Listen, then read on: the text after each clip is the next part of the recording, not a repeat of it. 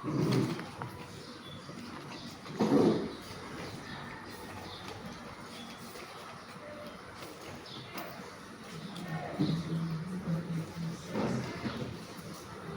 yang paling mendasar itu adalah pembelajaran berdiferensiasi dengan proyek penguatan pelajar Pancasila. Bapak Ibu, sebelumnya saya ingin tanya, selama ini apakah kita sudah melakukan pembelajaran berdiferensiasi di kelas kita?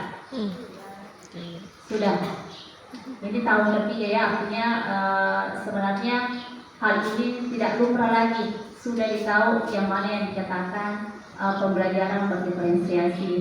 Saya minta satu orang Bapak Ibu yang bisa mewakili bagaimana pembelajaran berdiferensiasi yang dilakukan di kelas.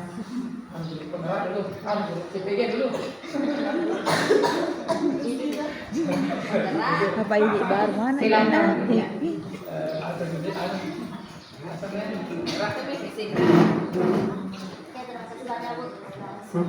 Assalamualaikum warahmatullahi wabarakatuh. Warahmatullahi wabarakatuh. Perkenalkan, nama saya Asmida, guru bahasa Inggris kelas 7 dan 9. Kalau menurut saya Bu ya, pembelajaran berdiferensiasi itu sebenarnya teman-teman semua juga sudah melakukan pembelajaran berdiferensiasi. Cuma kadang kita tidak tahu bahwa oh ini ternyata pembelajaran berdiferensiasi yang kita lakukan. Ya, jadi kalau menurut saya berdiferensiasi ini ada 3, berdiferensiasi konten, berdiferensiasi proses, dan berdiferensiasi produk dari hasil yang siswa dapatkan setelah belajar. Kadang kita memberi anak-anak tugas, ini nak boleh ditulis, boleh juga dikirim melalui video hasilnya, bisa juga dengan menempel poster-poster. Ya, contohnya seperti ini, ya, boleh pakai begini. Tuh, siswa kita yang suka apa yang melihat itu, terus yang ada juga yang menggunakan audio visual dengan menggunakan proyek tanpa bisa dikirim. Ada juga siswa yang cuma suka menulis, jadi tidak apa-apa tugasnya ditulis pakai kertas atau buku latihan juga tidak apa-apa. Jadi menurut saya itu tadi pembelajaran berdiferensiasi adalah bagaimana kita memenuhi kebutuhan belajar siswa berdasarkan minat dan gaya belajarnya. Oke, makasih banyak. Terima kasih atas jawaban yang diberikan. Saya kira sudah pas sekali yang mana yang dikatakan pembelajaran berdiferensiasi.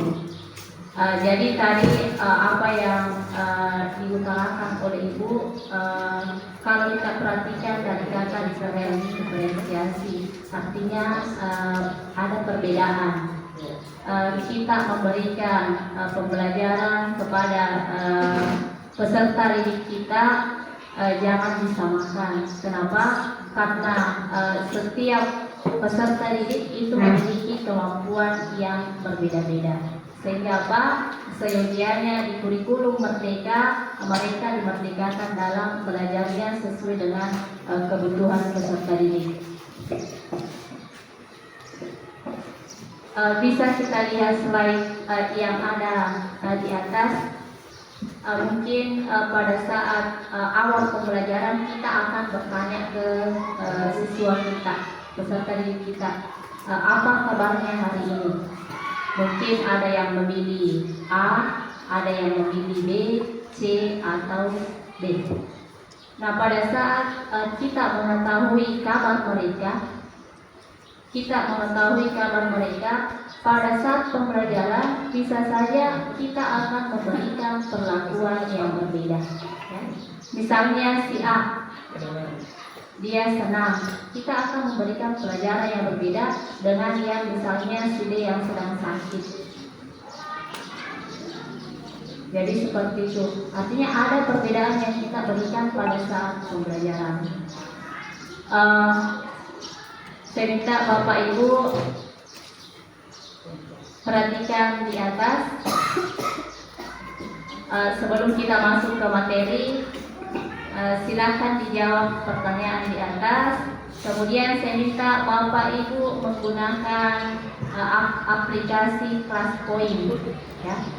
Jadi mungkin sudah ada yang tahu aplikasi Classpoint, tapi tidak apa-apa, hari ini kembali ingin memperlihatkan seperti apa Classpoint yang bisa kita gunakan di dalam pembelajaran. Jadi saya anggap aplikasi ini sangat menarik ketika kita berikan kepada siswa kita.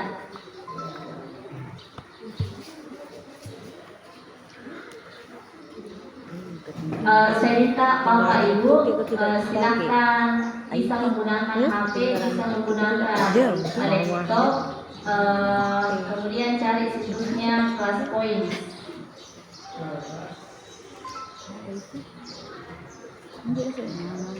Classpoint.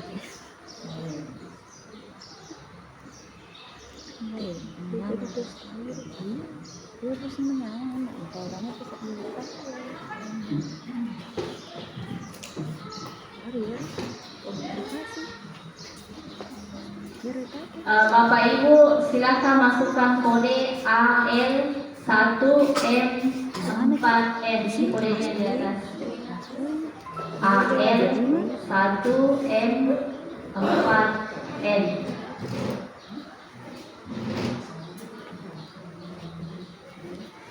Semua huruf besar. AL1M4N.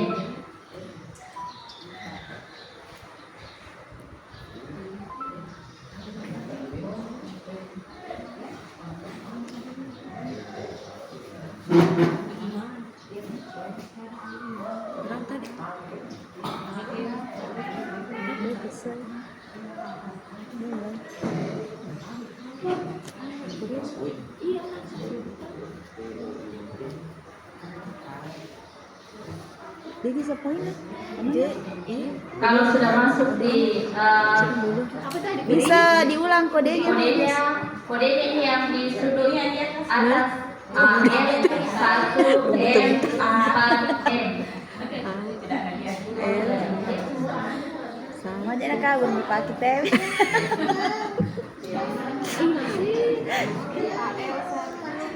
Empat gitu saja. Nama Anda. Dan jadi kita pada itu.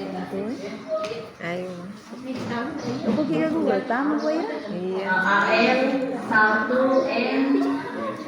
1M4N. Masa di SS Bluetooth nih.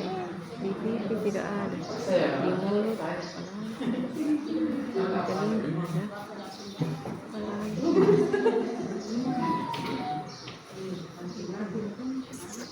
Apa nak? Kode nang guru lah. Ali AL besar. L besar. 1. Greng.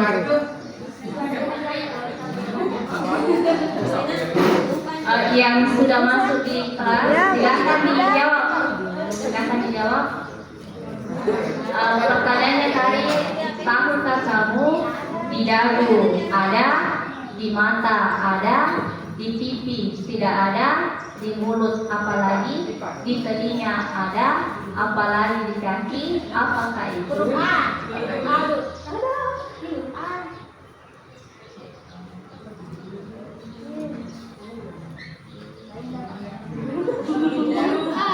Sudah kemudian kaki. Aduh, di kaki. Oh iya. Apa error nih nak? Tanggapi pertanyaan saya dengan kata Di dagu ada. Coba. Tahukah Di kamu mata di dagu ada. ada? Di pipi tidak ada, di mulut apalagi, di telinga ada, apalagi di kaki, apakah itu? Menurut Ibu Kepala Sekolah tadi bulu-bulu. Tidak baik buka, baca ini. Sampai di situ tadi kemarin. Lanjut di sini. Yokin ya? Yokin ya? Iya. Cocok nih. Kirim. Yang benar adalah belum ada yang menjawab. Kalau sudah ada huruf A, Dikirim nih. silakan dikirim. Sudah nih. Jadi luar ketika biasa. kita Terima kasih. menggunakan kelas poin, kalau siswa kita disuruh bawa HP, kemudian pembelajarannya Wih, seperti dia ini, itu nih, Mak, bawa saya HP. kira mereka akan tertarik kenapa bisa melihat jawaban yang mereka tulis seperti ini.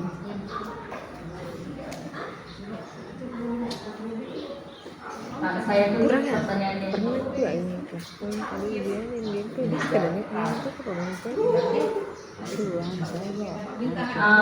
Tujuan pembelajaran untuk pembelajaran diferensiasi. Jadi kita akan melihat apa yang dimaksud dengan pembelajaran berdiferensiasi. Kemudian nanti bagaimana melakukan pemetaan kebutuhan belajar peserta didik yang berbeda. Kemudian yang ketiga, menganalisis penerapan 3 strategi diferensiasi seperti tadi yang disampaikan oleh Ibu, bahwa ada konten, proses, dan produk. Kemudian yang keempat, mengimplementasikan modul ajar yang berdiferensiasi.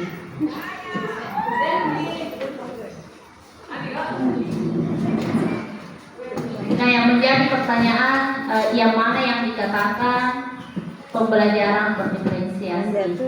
Jadi menurut Tomlinson, bahwa pembelajaran berdiferensiasi itu adalah usaha untuk menyesuaikan proses pembelajaran di kelas untuk memenuhi kebutuhan belajar individu setiap peserta didik. Jadi bagaimana kita melakukan proses pembelajaran dengan menyesuaikan kebutuhan peserta didik kita. Ada yang memiliki tingkat kecerdasan yang tinggi, kemudian ada yang menengah, ada yang rendah. Bagaimana kita memperlakukan siswa kita di dalam kelas pada saat belajar?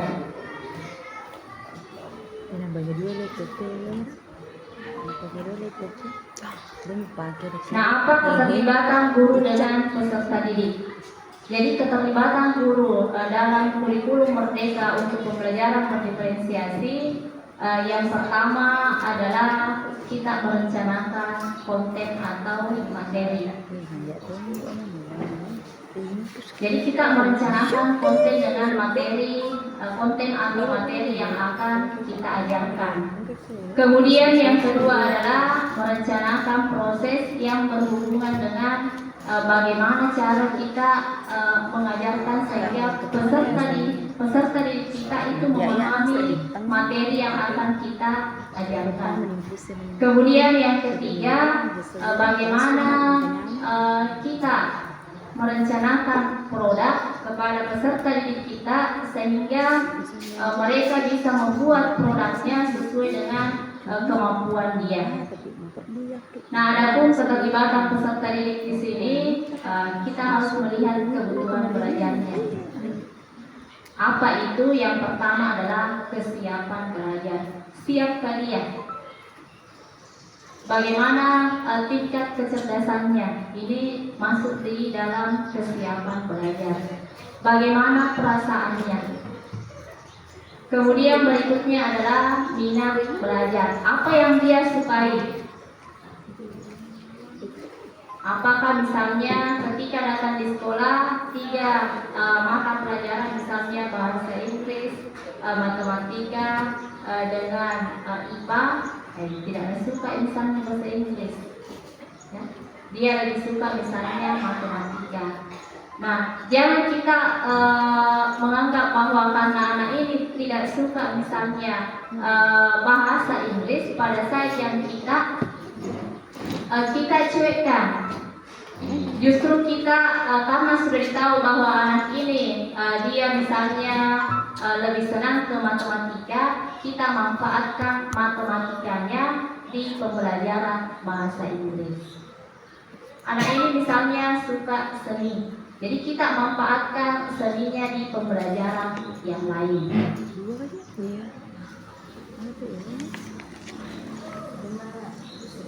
Kapan waktu yang tepat untuk melakukan diferensiasi? Jadi pembelajaran diferensiasi di sini kapan saja bisa, tergantung dengan tujuan pembelajaran tak. Nah, nanti disampaikan seperti yang tadi oleh Kementak bahwa ada produk, proses, kemudian konten. Jadi kapan itu kita sesuaikan dengan tujuan pembelajaran. Kemudian nanti untuk pembelajaran berdiferensiasi tidak harus langsung dimunculkan ketiga-tiganya. Kita sesuaikan dengan tujuan pembelajaran. Nah, apakah misalnya yang berdiferensiasi prosesnya saja dulu. Sudah pindah. Kemudian mungkin pertemuan berikutnya sudah mulai muncul 2 kegiatan diferensiasi produk dengan misalnya proses. Kemudian berikutnya lagi mungkin sudah muncul 3 pembelajaran berdiferensiasi. Jadi jangan kita menganggap bahwa sudah sekali kerja. Kenapa? Karena langsung misalnya 3 yang mau dibedakan.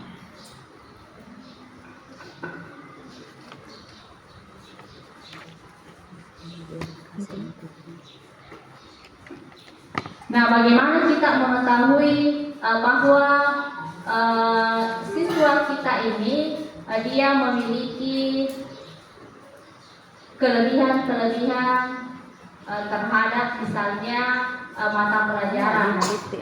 Nah, kita melakukan namanya asesmen awal. Kapan dilakukan asesmen awal ini? Itu pada saat awal pembelajaran. Bisa juga dilakukan sebelum MPLS, ya, di masa pengenalan lingkungan sekolah. Itu kita bisa melakukan asesmen. Jadi nanti untuk asesmennya kita akan melihat sudah bisa dipetakan siswa kita yang mana yang memiliki misalnya minat di bahasa Indonesia, di olahraga dan sebagainya. Yang mana yang memiliki tingkat kemampuan misalnya yang tinggi, menengah, kemudian rendah. Dan yang mana misalnya yang gaya belajarnya audio, visual, dan kinestetik.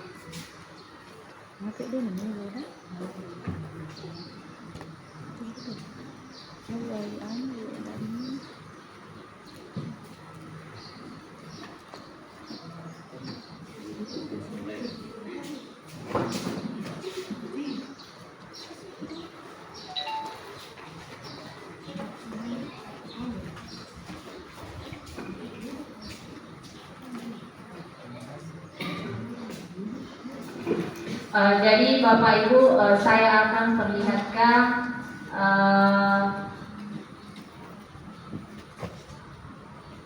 apa yang kegiatan asesmen awal yang dilakukan di sekolah kami itu pada saat kegiatan pra MPLS.